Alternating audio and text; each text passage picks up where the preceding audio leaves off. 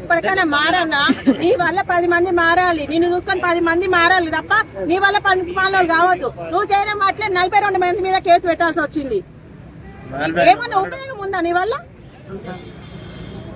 కొంచెమన్నా సెన్స్ వాడు నీకు, లేకపోతే మధ్య సింహ లేకపోతే ఎర్రగడ్డ కన్నా వేసుకోపోయి చూపిన చూపిస్తాం. కొంచెమన్నా బుద్ధి ఉండాలి. అర్థం లేని మాటలు లైటింగ్ పోతున్నావు. పోయిండు కవిత పోలేదా?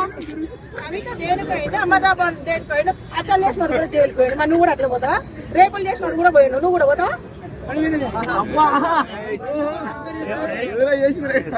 అచ్చలు చేసినాడు పోయిండు, రేపులు చేసినాడు పోయిండు, ముసలాలను చంపినాడు పోయిండు, ముసలాల పింఛను కోసం పోయినాడు కూడా.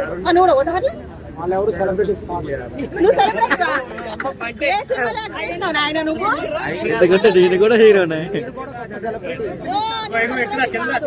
బాబు మీ వీడియో కోసం నేను తెగ చూస్తుంటాను. మీ మాట్లాడే మాటలు అన్ని ప్రతి లైక్ చేస్తుంటాను నేను. ప్రతిదీ మీ వీడియోస్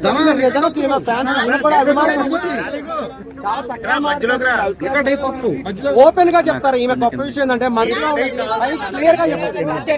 మనసులో ఒకటి బయట ఒకటి చెప్పదండి. ఈమె గొప్పతనం అది. మనసులో ఉన్నది నిజాయితీగా క్లియర్ గా చెప్తుంది. అది ఈమె గొప్పతనం. ఉండాలి. చాలా గొప్ప వ్యక్తిత్వం.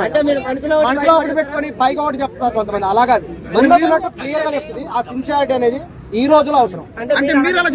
అంటే మీరు మనసులో బయట అనేక మంది అనేక రకాలు మాట్లాడుతారు. సందర్భాన్ని బట్టి, ప్లేసుని బట్టి చాలా చోట్ల మాట్లాడుతుంటారు. అస్సలు లేదు. సంజయరాణి గారి కాంగ్రెస్ పార్టీలో ఉన్నారని చెప్పేసి మేము కూడా కాంగ్రెస్ పార్టీలో చేరదామని ప్రయత్నించడం జరిగింది. త్వరలో వీలైతే కాంగ్రెస్ పార్టీ. హలో, అనసూయ గారిది దుకాణం అయిపోయిందా అని రోజు కొత్త దుకాణం కోసం వచ్చి రైడ్కి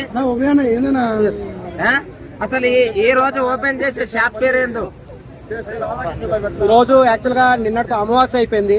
వాళ్ళకి మంచి రోజులు స్టార్ట్ అయినాయి. సో ముహూర్తం బాగుందని ఇవాళ బయటకు వచ్చేసి.